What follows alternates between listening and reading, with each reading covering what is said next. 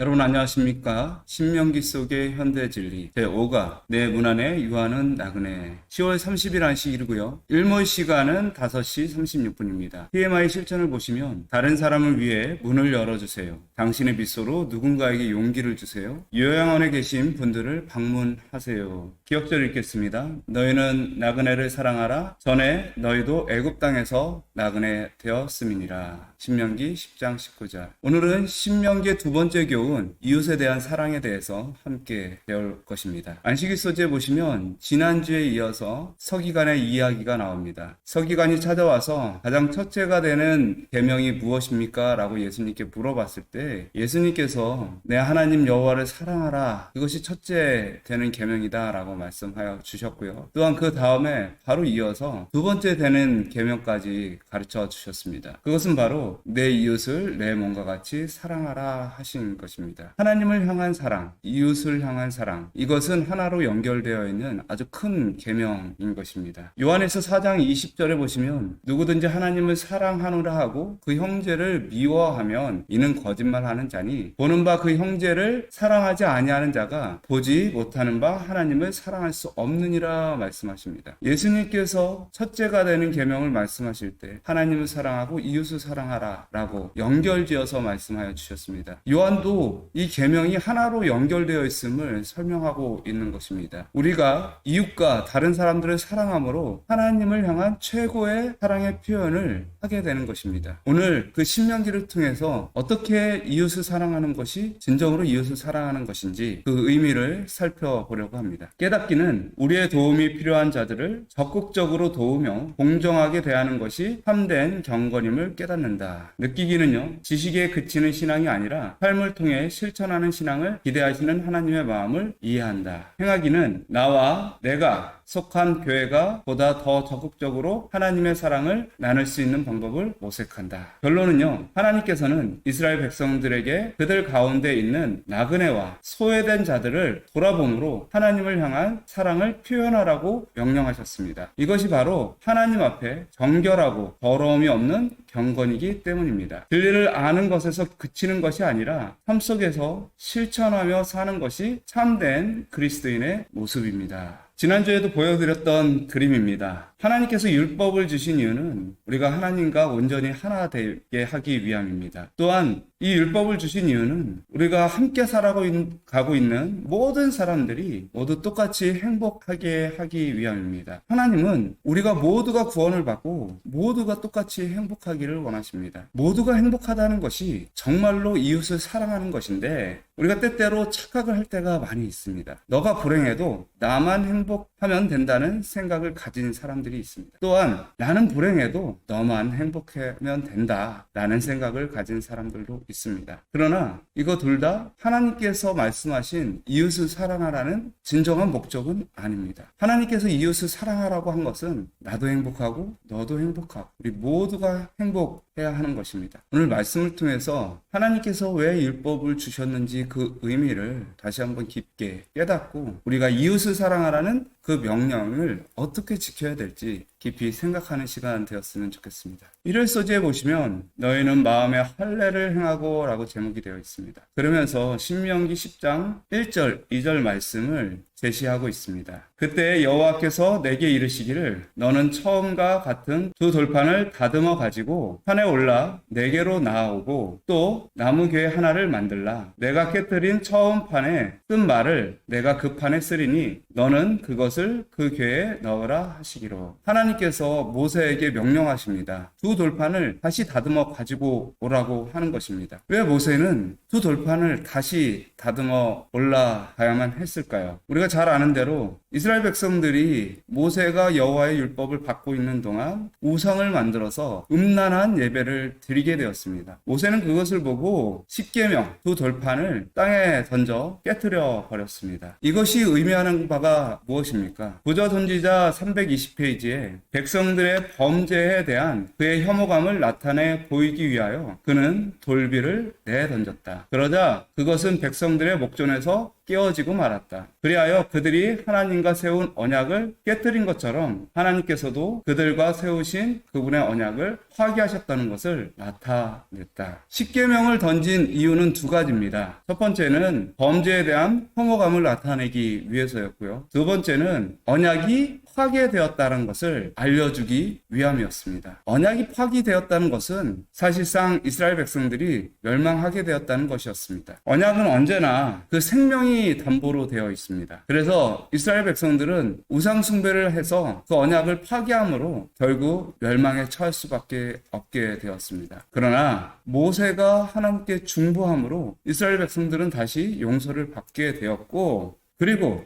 다시 언약을 맺게 되고 다시 돌판에다가 율법을 새겨주게 됩니다. 신명기 10장 4절 5절에 여호와께서 그 총회 날에 산 위에 불 가운데서 너에게 이르신 십계명을 처음과 같이 그 판에 쓰시고 그것을 내게 주시기로 내가 돌이켜 산에서 내려와서 여호와께서 내게 명하신 대로 그 판을 내가 만든 궤에 넣었더니 지금까지 있느니라. 모세는 그때 그 이야기, 역사 이야기를 하나님의 은혜와 사랑을 이 백성들에게 알려주고자 다시 한번 반복해서 말해주었습니다.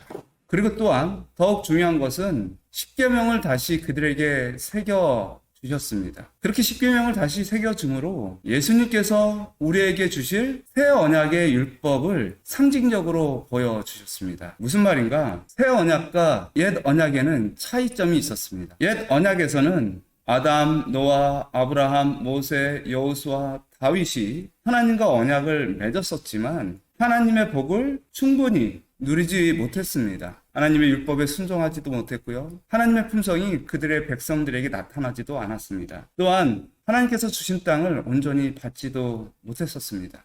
그곳에 있던 우상 숭배들을 온전히 내쫓지 못했습니다. 새 언약과 옛 언약의 차이점은 무엇입니까? 옛 언약에서 없었던 것은 바로 대속주, 중보자, 보증인 이런 것들이 없었습니다. 인간은 연약했고 끊임없이 범죄하게 되었습니다. 하나님과의 언약을 온전히 지킬 수가 없게 되었었습니다. 그러나 예수님은 이 땅에서 인간의 대표자로 오셔서 그 언약을 굳게 하셨을 뿐만 아니라 우리가 하나님 앞에 나아갈 수 있도록 중보자의 역할을 하시고 또한 하나님의 율법에 도달하지 못하는 우리들을 위하여 그 율법의 요구를 자신의 피로 보증하심으로 우리에게 율법이 다시 한번 새겨질 수 있도록 하여 주셨습니다. 옛 언약에서는 율법을 돌비에 새겼습니다. 그러나 새 언약에서는 율법을 우리의 가슴에 새긴다 말씀하여 주십니다. 옛 언약에서 왜 율법을 가슴에 새기지 못했을까요? 왜냐하면 그 율법을 가슴에 새기는 일은 그들을 정죄하는 일이었고 율법의 정죄로 말미암아 하나님 앞에 온전히 설 수 있는 사람은 없었기 때문입니다. 로마서 7장 9절에는 그것을 설명하고 있습니다. 전에 법을 깨닫지 못할 때는 내가 살았더니 계명이 이르매 죄는 살아나서 나는 죽었도다. 생명에 이르게 할 그 계명이 내게 대하여 도리어 사망에 이르게 하는 것이 되었도다. 그래서 율법을 가슴에 새겨서 율법의 표준이 높으면 높을수록 정죄를 받게 됩니다. 결국 이 율법을 지킬 수 없다는 생각 때문에 율법을 싫어하게 됩니다. 그리고요, 율법을 떠나게 되면 율법을 결국 잊어버리게 되고 표준이 낮아져서 하나님의 백성으로 살아갈 수 없게 되는 것입니다. 그러나 새 언약에서는 율법을 가슴에 새길 수 있습니다. 또 새 영을 너희 속에 두고 새 마음을 너희에게 주되 너희 육신에서 굳은 마음을 제하고 부드러운 마음을 줄 것이다. 우리 마음속에 율법을 새기기 위해서는 굳은 마음이 제거되어야 되고요. 또한 새 영이 우리에게 임해야 합니다. 새 마음이 임해야 됩니다. 그러기 위해서는 반드시 필요한 것은 바로 예수 그리스도의 보증하심입니다. 대속죄 이래 대제사장이 율법의 요구에 도달하지 못하는 이 백성들을 위하여 예수님의 피를 율법 위에 뿌리게 됩니다. 이것은 하나님의 백성들이 율법을 온전히 지키지 못할지라도 그 율법으로 말미암아 애통해하고 또한 그것으로 말미암아 자기 스스로 괴롭게 하고 회개하는 모든 사람들에게 이 사람은 하나님의 율법을 지킬 수 있는 상황과 상태가 되면 분명히 하나님의 율법에 순종할 사람이다 라고 예수님께서 보증을 하여 주시는 것입니다. 그래서 예수님의 보증이 있으므로 우리 마음에 율법이 새겨지게 됩니다. 율법의 표준이 높아지게 되는 것입니다. 율법의 표준이 높으면 높을수록 우리는 그 죄로 말미암아 더 슬퍼하고 괴로워합니다. 그러나 주님께서 애통하는 자는 복이 있다 말씀하신 그 약속처럼 우리에게 은혜를 더욱 충만하게 내려줍니다. 율법의 표준이 낮은 사람들에게는 율법을 깨닫도록 하여 주십니다. 예수님의 은혜로 말미암아 율법이 우리 마음속에 다시 한번 떠오를 수 있도록 그렇게 하여 주십니다. 그래서 죄가 많은 곳에 은혜가 많다라는 말은 사실상 우리가 율법의 표준이 높아지면 높아질수록 예수님께 순종하려고 하면 할수록 우리는 더 큰 죄인이 되기 때문에 주님께서 더 큰 은혜를 베풀어 주신다는 의미입니다. 신명기 10장 16절 그러므로 너희는 마음의 할례를 행하고 다시는 목을 곧게 하지 말라. 모세를 통해서 율법을 새롭게 두 돌비에 주신 것은 큰 의미가 있었습니다. 하나님께서는 이미 이스라엘 백성들이 율법에 온전히 순종하지 못할 것을 아셨습니다. 그렇기 때문에 모세의 중보를 통해서 다시 한번 용서를 받은 이 백성들에게 다시 율법을 주신 것입니다. 그리고 나서 내가 주는 이 율법은 지금은 돌비에 주었지만 너의 마음속에 새길 율법이다 라고 말씀하시면서 마음의 할례를 받아라 라고 명령하여 주셨습니다. 우리의 마음은 하나님의 율법이 새겨질 수 없습니다. 그러나 주님의 보증하심이 있으므로 우리는 하나님의 율법이 우리를 찔러서 계속 우리를 죄인으로 말하고 하나님 앞에 부끄러운 자로 서게 할지라도 우리는 더욱더 하나님을 가까이 할 수 있는 것입니다. 하나님을 가까이 하라. 그리하면 너희를 가까이 하시리라. 죄인들아 손을 깨끗하게 하라. 두 마음을 품은 자들아 마음을 성결하게. 우리가 주님을 가까이 할 수 있는 것은 우리가 완전하기 때문이 아닙니다. 오히려 우리가 불완전하고 죄인이지만 예수님의 중보와 보증하심이 우리에게 있기에 하나님께 가까이 하고 우리의 마음을 깨끗하게 할 수 있습니다. 영감의 교훈입니다. 한 영혼이 회개하고 하나님을 사랑하고 그 계명을 지키기를 배우는 때마다 또 새 영을 너희 속에 두고 새 마음을 너희에게 주시겠다는 하나님의 약속이 성취되는 것이다.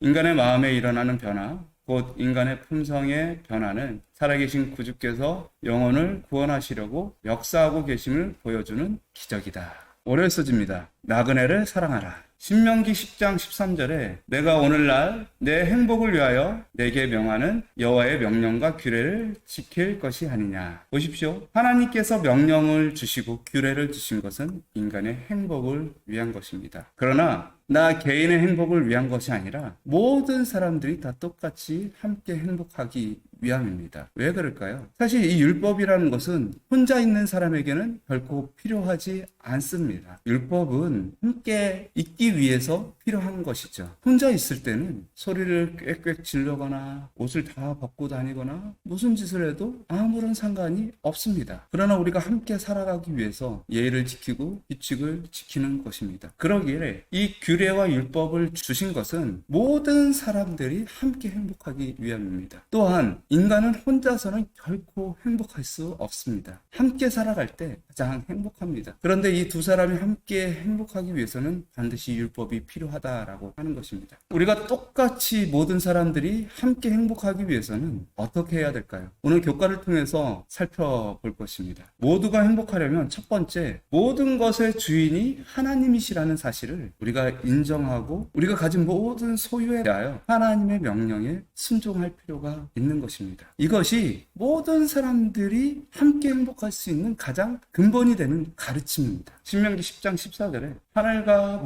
하늘의 하늘과 땅과 그 위의 만물은 본래 내 하나님 여호와께 속한 것이로되. 신명기 10장 17절에 너희 하나님 여호와는 신의 신이시며 주의 주시오 크고 능하시며 두려우신 하나님이시라. 사람을 외모로 보지 아니하시며 뇌물을 받지 아니하시고 고아와 가부를 위하여 신원하시며 나그네를 사랑하사 그에게 식물과 의복을 주시나니. 여기 보시면 모든 것이 하나님의 것이고 여호와는 신 중에 신이시다. 그러므로 너희가 반드시 해야 될 것, 고아와 가부를 위하여 신원하고 나그네를 사랑하라 하십니다. 하나님께서 왜 이 말씀을 연결해서 말씀하여 주셨을까요? 모두가 행복할 수 있는 세상을 만들 수 있는 분은 오직 하나님밖에 없습니다. 모든 것의 주인이신 분이 공정하게 나눠줄 때 모두가 행복할 수 있는 것이죠. 또한 그 어떤 신이나 어떤 대통령도요, 자기의 백성 모두를 만족시킬 수 있는 지도자나 신은 없습니다. 오직 하나님만 그렇게 하실 수 있습니다. 왜냐하면 하나님은 사랑이시기 때문입니다. 하나님만이 이 세상에 온전한 사랑을 보여주실 수 있는 분이십니다. 하나님은 모두를 만족시킬 수 있는 계획과 힘과 능력과 은혜가 있습니다. 교과의 내용입니다. 너희는 선택받은 특별한 민족이다. 내가 너희를 사랑한다. 그런데 나는 너희 중에 있는 약한 자들과 도움이 필요한 자들을 또한 사랑한다. 내가 그들을 사랑하는 것 같이 너희도 그들을 사랑해야 한다. 이것은 너와 내가 맺은 언약 가운데 너희가 지켜야 할 매우 중요한 의무이다. 그렇죠. 이 모든 것이 하나님의 것임을 인정하는 사람, 그 사람은 하나님께서 사랑하신 사람을 반드시 함께 사랑하게 되어 있습니다. 하나님께서는 어떤 한 사람도 놓치려고 하지 않습니다. 아무리 보잘것없는 사람일지라도, 악한 사람일지라도 모두 다 하나님의 것이기 때문입니다. 영감의 교훈입니다. 그리스도께서 이스라엘 백성을 구원하시기 위하여 돌아가신 것과 꼭 마찬가지로 나그네를 위하여서도 돌아가셨기 때문에 이스라엘 백성들은 나그네를 사랑하지 않으면 안 되었다. 감사의 절기, 곧 하나님의 자비를 회상하는 때에는 나그네도 영접을 받아야 하고, 추수할 때에는 나그네와 가난한 자를 위하여 일부분을 밭에 남겨두어야 했다. 그리하여 나그네들도 하나님의 영적 축복을 같이 나눌 것이었다. 화요일서지입니다. 너희도 애굽 땅에서 나그네가 되었음이니라. 오늘 기억절 말씀이죠. 신명기 10장 19절. 너희는 나그네를 사랑하라. 전에 너희도 애굽 땅에서 나그네 되었음이니라. 이 말씀을 모세를 통해서 이스라엘 백성들에게 하신 이유는 그들이 어디에 있었고 또 어떤 신분이었었는지 기억하기를 바라서였기 때문입니다. 그들은 애굽 땅에서 나그네로 살았던 사람들이었습니다. 다시 말해서 억압당하고 고통당하고 사회에서 소외당하고 무시당하던 그런 종살이의 삶을 살았던 사람들이었기 때문에 그것을 기억하는 것은 하나님의 율법을 순종하는데 필요한 것이다 라고 말씀하시는 것입니다. 모두가 행복하려면 또 두 번째는 공공의 선을 추구해야 하는 것입니다. 교과는 말하죠. 인간의 권리에 있어서는 나그네나 과부나 고아나 상관없이 이스라엘 백성 자신들이 기대했던 똑같은 공정함과 정의로 취급받아야 했다. 여러분, 제레미 벤담이라는 사람이 공리주의를 말했습니다. 인간이 어떻게 함께 행복할 수 있을까? 아니, 우리는 모두 다 행복할 수 없다. 모두가 행복할 수 없다면 다수가 행복한 것이 옳은 것이 아니냐라고 주장을 하였습니다. 그래서 그 유명한 말을 하게 되었죠. 최대 다수의 최대 행복. 그러나 이것은 허점이 있었습니다. 여기 그림을 보시면 열차가 들어오고 있습니다. 만약에 직진해서 간다면 5명의 사람들이 이 열차에 깔려서 죽게 되는 상황이었습니다. 이 상황을 보고 있던 한 사람이 이 5명의 사람을 살리기 위해서 철도의 방향을 이쪽으로 바꾼다면 5명을 살릴 수가 있습니다. 그러나 한 사람은 죽게 되는 것입니다. 여러분, 그렇다면 이 사람은 어떤 선택을 해야 할까요? 5명을 살려야 할까요? 아니면 5명이 죽더라도 한 사람을 살리기 위해서 그냥 놔둬야 하나요? 아니면 이 사람과 상관이 없으니까 열차가 이리로 가든 저리로 가든 그냥 가버리는 게 좋을까요? 이 사람에게 어떤 도덕적인 책임이 있을까요? 우리는 다수의 행복을 위해서 소수는 죽을 수 있다라는 생각을 가지고 있습니다. 또한요, 이번에는 조금 다른 케이스입니다. 열차가 지나가고 있습니다. 5명의 사람들이 죽을 수밖에 없는 상황에서 육교위에서 이 뚱뚱한 사람을 밀으면 이 열차가 쓰기 때문에 5명을 살릴 수가 있습니다. 그러면 이 마른 사람이 이 뚱뚱한 사람을 밀어서 5명을 살려야 하겠습니까? 만약에 그렇게 했다면 이 마른 사람은 이 사람을 밀어서 죽였기 때문에 살인자가 되는 것일까요? 최대 다수의 최대 행복은 여러 가지 모순점들이 발견되고 있습니다. 다수가 행복한 것이 정의는 아니라고 하는 것입니다. 예수님께서는 우리에게 말씀하십니다. 그러므로 무엇이든지 남에게 대접을 받고자 하는 대로 너희도 남을 대접하라. 이것이 율법이요 선지자니라. 예수님께서 우리에게 이웃을 사랑하라 라고 말씀하신 것은 모든 사람들의 행복에 평등화를 주장하십니다. 주님은 우리에게 최대 다수의 최대 행복, 공리주의를 말하지 않습니다. 주님은 모두가 행복한 세상을 만들기 위해서 약한 자, 가난한 자, 소외당하는 자 이런 사람들까지 다 돌보라고 말씀하시는 것입니다. 내가 먹고 싶은 것은 남도 먹고 싶을 줄을 알아야 하는 것이죠. 고대 이스라엘 백성들은 약자로 살아왔었습니다. 종살이를 살았었습니다. 그러나 그것은 당연한 일이 아니었음을 이야기해주고 있습니다. 너희가 애굽 땅에서 종살이를 산 것은 당연한 일이 아니다. 그러므로 너희에게 있는 억압당하는 자, 소외당하는 자를 반드시 기억하고 그들을 위하여 선을 불러라고 말씀하시는 것입니다. 영감의 교훈입니다. 가난한 자와 궁핍한 자와 고통당하는 자들에게 대한 친절한 말, 자비로운 행동, 부드러운 관심과 같은 선한 행위들은 그리스도께서 우리에게 맺히시기를 요구하는 열매들이다. 실망과 슬픔에 눌려있는 사람들을 마음으로 동정하고 궁핍한 자들에게 손으로 봉사하며 벗은 자들을 입히고 나그네를 영접하여 그대의 방에 앉히고 그대의 마음에 한 자리를 내어줄 때 천사들은 아주 가까이 오게 되고 하늘에서는 화답하는 노래가 울려 퍼진다. 수요일소지입니다. 공정하게 판단하라. 갈라디아서 4장 19절인데요. 나의 자녀들아 너희 속에 그리스도의 형상을 이루기까지 다시 너희를 위하여 회산하는 수고를 하노니 비록 죄로 말미암아 인간의 모습 속에 하나님의 형상이 훼손되기는 했지만 완전히 사라지지는 않았습니다. 주님께서는 우리가 사단의 노예로 살아가지 않고 사단과 죄와 싸우며 우리 마음속에 하나님의 율법이 새겨질 수 있도록 끊임없이 갈망하는 욕구를 우리에게 주셨습니다. 여러분 모두가 행복하려면 첫 번째, 모든 것의 주인이 하나님임을 깨달아야 되고요. 두 번째요, 공공의 선, 행복의 평등화를 추구해야 되고요. 세 번째는요, 공평이 아니라 공정해야 합니다. 정의로운 사회, 공의로운 사회를 만들기 위해서는 동등한 기회가 필요합니다. 태어날 때부터 흙수저, 금수저가 있습니다. 출발선부터 다른 것이죠. 둘이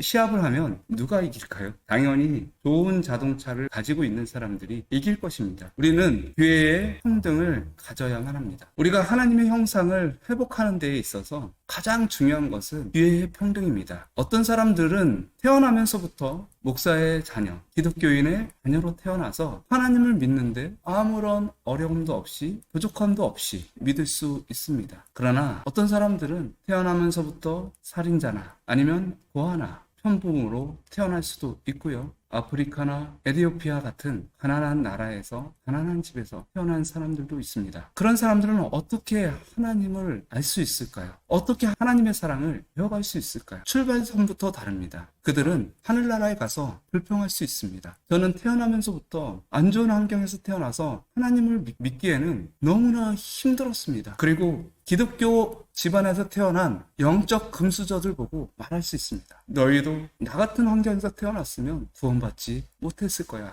라고 하는 것이죠. 여러분, 공평이라는 것은 모두 다 똑같이 나눠주는 것입니다. 그 사람의 환경과 조건과 상관없이. 그러나 공정이라는 것은 그 사람의 환경에 맞게끔 나눠주는 것입니다. 키가 큰 사람은 나눠줄 필요가 없고 키가 작은 사람에게 두 개를 나눠주면 이것이 공정한 것이죠. 그러나 우리의 현실은 어떻습니까? 키가 작은 사람들은 오히려 더 낮은 곳으로 가게, 있는 사람들은 더 많이 갖게 되는 것입니다. 여러분 모두가 행복하기 위해서는 기회가 평등하게 주어져야 된다는 그 사실을 우리는 깨달아야만 합니다. 우리가 가난한 자를 돌보고 우리보다 열악한 사람들을 돌보고 전도를 해야 되는 이유가 바로 기회의 평등을 위해서입니다. 신명기 1장 16절 19절, 24장 17절을 읽겠습니다. 내가 그때 너희 재판장들에게 명하여 이르기를 너희가 너희 형제 중에 송사를 들을 때 양방간에 공정히 판결할 것이며 그들 중에 타국인에게도 그리할 것이라. 너는 굳게 판단하지 말며 사람을 외모로 보지 말며 또 뇌물을 받지 말라. 뇌물은 지혜자의 눈을 어둡게 하고 의인의 말을 굽게 하느니라. 너는 객이나 고아의 송사를 억울하게 말며 과부의 옷을 번집하지 말라. 약한 자들, 소외당하는 자들, 가난한 자들, 이 사람들이 돈이 많고 힘이 있고 연줄 있는 사람들과 어떻게 함께 살아갈 수 있겠습니까?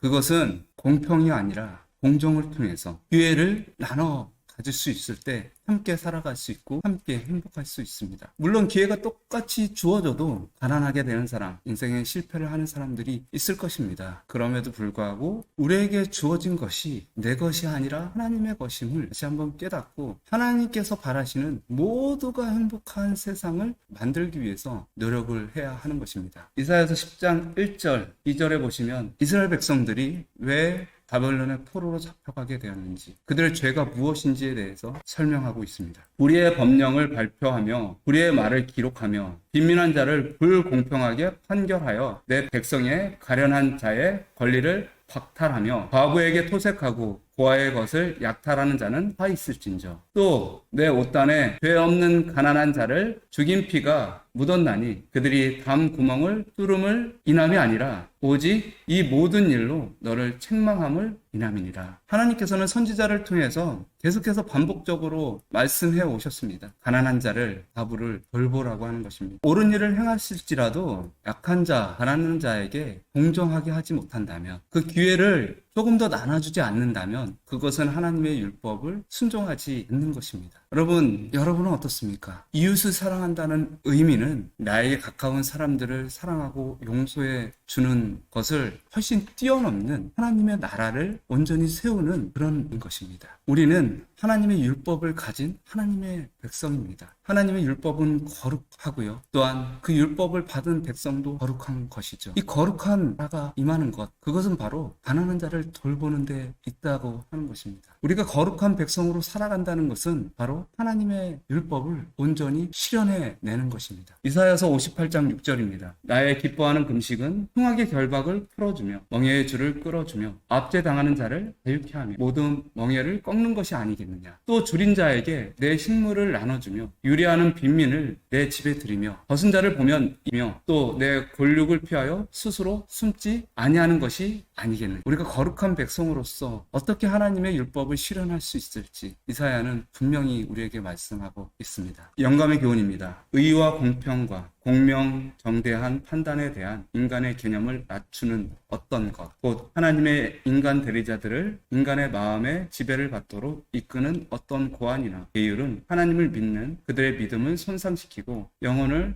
그분에게서 분리시킨다. 하나님께서는 사람이 가장 경미한 정도로 그의 인간 동료를 지배하거나 압제하게 될 어떤 의도도 옹호하지 않으실 것이다. 5개월 소지입니다. 하나님 앞에 정결한 경건. 신명기 24장 13절에 해질 때의 전진물, 담보물입니다. 담보물을 반드시 그에게 돌릴 것이다. 그리하여 그가 그 옷을 입고 자며 너를 위하여 축복하리니 그 일이 내 하나님 앞에서 내 의로움이 되리라. 여러분, 이 말씀은 한 사람이 담보물을 가지고 빚을 지게 되었는데 그 담보물이 의복이면, 그리고 그 사람이 가난하면 그 담보물을 가지고 있다가 저녁에 그것을 덮고 잘 수 있도록 그것을 내주어라 라고 하는 말씀입니다. 왜냐하면 이스라엘 백성들은 그 의복 자체가 밤에는 덮고 자는 이불이었기 때문입니다. 가난한 자들은 여분의 옷이 없었기 때문에 밤에 잘 때 얼어 죽을 수도 있었습니다. 그러므로 그 가난한 자들을 위하여 담보물을 취하지 말고 밤에 잠깐 빌려줘라 라고 말씀하고 있는 것입니다. 얼마나 큰 은혜입니까? 여기에서 우리는 하나님께서 얼마나 인간을 존중하시고 가장 기본적인 권리를 보장하는 그런 사회제도를 마련하심을 볼 수가 있습니다. 모두가 행복하려면요, 첫 번째, 모든 것이 하나님의 것임을 인정해야 되고, 두 번째는요, 행복이 평등화가 이루어져야 돼요. 공공의 선을 추구해야 됩니다. 세 번째는요, 기회가 균등해야 됩니다. 모든 사람에게 똑같은 기회가 주어져야 하는 것이죠. 네 번째는요, 최소한의 자유와 기본권이 보장되어야 됩니다. 이웃을 사랑한다는 것은 내가 자유로운 만큼 남의 자유, 남의 인권도 생각을 해야 된다고 하는 것입니다. 우리는 함께 살아가기 때문에 내가 하고 싶은 대로만 살 수는 없습니다. 나의 자유가 남의 자유나 남의 권리를 침해해서는 안 되는 것이죠. 임마누엘 칸트는 자유에 대해서 이야기하였습니다. 자꾸 국가가 또한 어떤 권력이 인간의 자유를 통제하면 인간은 행복할 수 없다. 요즘 저희가 코로나로 말미암아 국가가 통제하는 것들이 많아졌습니다. 마치 우리의 인권이 침해당하는 것처럼 느껴집니다. 임마누엘 칸트는 참된 행복을 위해서는 국가의 개입이 최소화되어야 되고 개인의 자유가 많아야 된다라고. 그러나 개인의 자유가 너무나 많아지면 개인 이기주의가 넘쳐나게 되고 여러 사람들이 피해가 있게 되는 것입니다. 그래서 칸트는 개인의 자유가 최대한 많아지기 위해서 반드시 보편적이고 도덕적인 기준이 사람들 마음속에 다 똑같이 있어야 한다. 또한 인간에 대한 기본적인 본엄성을 가지고 있어야 된다. 그러면 우리가 함께 자유롭게 행복하게 살아갈 수 있다라고 말하였습니다. 야고보서 1장 27절입니다. 하나님 앞에서 정결하고 더러움이 없는 경건은 곧 고아와 과부를 그 환난 중에 돌아보고 또 자기를 지켜 새 속에 물들지 아니하는 이것이. 우리가 약한 자를 돌봐야 되는 또 다른 이유는 인간의 가장 기본적인 권리와 그리고 그런 자유를 그들에게 나눠 주어야 하기 때문입니다. 우리가 죄 지은 인간으로서 하나님 앞에서 이렇게 행복하고 자유롭게 살 수 있는 것은 다 예수 그리스도의 은혜로 말미암은. 그러므로 이 은혜는 모두가 함께 나눠 가져야 하는 것이, 그것이 참다운 경건이며 하나님의 백성으로 사는 의미인 것입니다. 영감의 교훈입니다. 계급제도는 하나님의 미워하시는 바다. 하나님께서는 이런 성질의 것은 어떤 것이나 다 무시하신다. 하나님께서 보실 때 모든 사람의 영혼은 동등한 가치가 있다. 연령, 계급, 국적 혹은 종교적 특권에 차별 없이 모든 사람은 예수께 나아가 생명을 얻으라는 초청을 받고 있다. 누구든지 저를 믿는 자는 부끄러움을 당하지 아니하리라 하는 차별이 없습니다. 마지막 금요일서지입니다. 너희가 힘없는 자를 밟고 그에게서 미래의 부당한 세를 거두었은즉 너희가 비록 다듬은 돌로 집을 건축하였으나 거기 거주하지 못할 것이요 아름다운 포도원을 가꾸었으나 그 포도주를 마시지 못하리라. 너희의 허물이 많고 죄악이 무거움을 내가 아노라. 너희는 의인을 학대하며 뇌물을 받고 성문에서 가난한 자를 억울하게 하는 자로다. 여호와께서 자기 백성의 장로들과 보관들을 신문하러 오시리니 포도원을 삼킨 자는 너희이며 가난한 자에게서 탈취한 물건이 너희 집에 있도다. 우리가 살아가는 세상, 여러분 만족하십니까? 정의가 실현되고 있습니까? 결코 그렇지 못합니다. 여러분, 우리가 하나님께서 보여주시는 하나님 나라의 이 비전을 꿈꾸며 함께 살아갔으면 좋겠습니다. 모두가 행복할 수 있는 세상, 나만 잘 살면 그만이라는 생각을 버리고 가난하고 불쌍한 사람들을 돌아볼 수 있는, 참으로 이웃을 사랑하라는 그 말씀을 온전히 순종할 수 있는 그런 사람들이 되기를 간절히 바랍니다. 묵상하심으로 교과를 마치겠습니다.